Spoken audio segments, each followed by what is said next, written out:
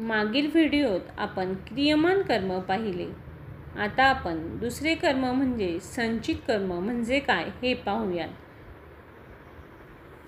संचित कर्म म्हणजे कित्येक क्रियमान कर्मे अशी असतात की ती तत्काळ फळ देत नाहीत.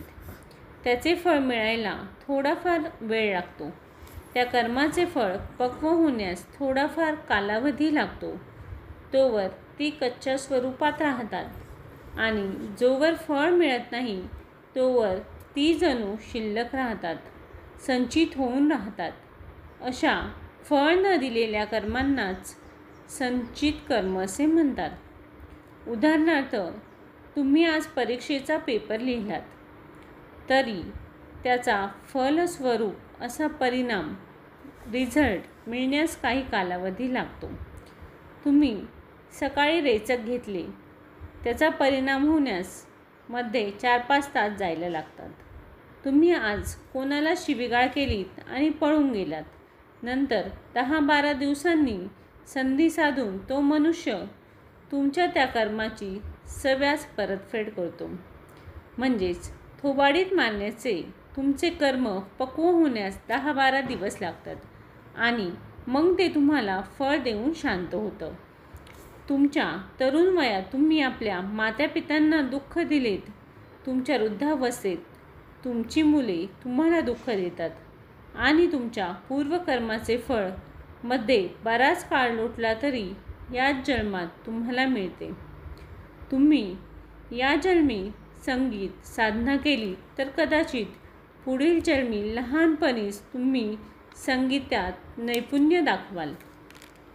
अशा प्रकारे कित्येक क्रियमान कर्म तत्कालिक फळ देत नाही, परंतु कालांतराने ती जेव्हा पक्व होतात तेव्हा तुम्हाला फळ देऊन शांत होतात आणि तोवरती संचित कर्म म्हणून तुमच्या खात्यात जमा राहतात. बाजरी पेरल्यानंतर 3 महिन्यांनी पीक तयार होते. गव्हाला 4 महिने लागतात. आंबा लागवडीस 5-6 वर्ष लागतात.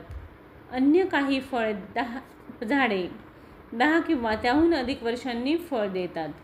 क्रियमान कर्माचे ज्या प्रकारचे, ज्या स्वरूपाचे बीज, त्याप्रमाणे त्याचे फळ मिळण्यात कमी अधिक काळ लोटावा लागतो. जीवात्म्याची अशी अनेक कर्मे संचित म्हणून त्याचे खातेवहीत जमा म्हणून भोगण्यासाठी शिल्लक राहिलेली असतात.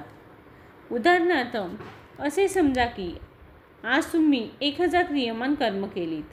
त्यातील 900 कर्म अशी होती की जी तत्कालिक फळ देऊन शांत झाली, समाप्त झाली. परंतु राहिलेली 100 क्रियमान कर्मे अशी असतील की ती परिपक्व होऊन फळ देण्यास काही काळ लागेल आणि तोवर ती संचित कर्म म्हणून तुमच्या खात्यात जमा राहतील. अशा तऱ्हेने आज 100 कर्मे संचित झाली, उद्या कदाचित 125 कर्मे संचितात जमा होतील. परवाच्या दिवशी आजच्या आणि उद्याच्या संचित कर्मापैकी 80 कर्म पक्व होऊन फळ देऊन शांत झाली आणि राहिलेली 80-90 कर्मे संचित म्हणून जमा राहिली. अशा प्रकारे आठवडे अखेर 300-400 कर्म शिल्लक फळ न देता संचित म्हणून तुमचे खाती जमा झाली. महिना अखेर 1000-1500 क्रियमान कर्मे लगेच क्षेत्रेचे फळ न देता संचित म्हणून राहिली. वर्ष अखेर 1000 शिल्लक, लाख शिल्लक ती घेऊन तुम्ही पुढील जन्म घेता आणि पुढील जन्मी आणखी काही लाखाची शिल्लक वाढली. अशा प्रकारे अनादी काळापासून जमा होत राहिलेल्या कर्माचे जणू कित्येक हिमालय पर्वताएवढे संचित कर्म पर्व प्रत्येक जीवात्म्याचे खाती भोगण्यासाठी जमा होऊन राहिलेले असतात.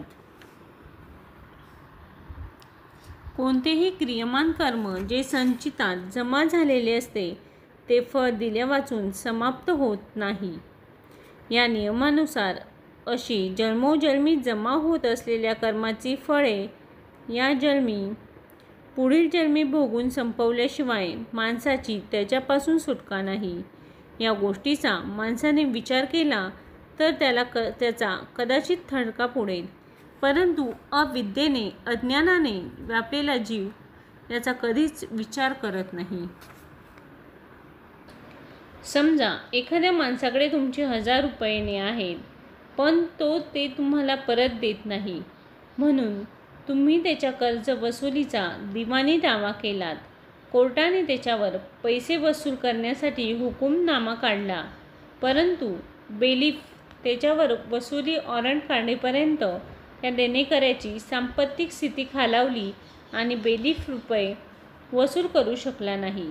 परंतु कालांतराने त्याची सांपत्तिक स्थिती सुधारते तेव्हा बेलीफ परत वसुली वॉरंट बजावून पैसे वसूल करतो, त्याला सोडत नाही. तुमचे पैसे तुम्हाला परत मिळतात.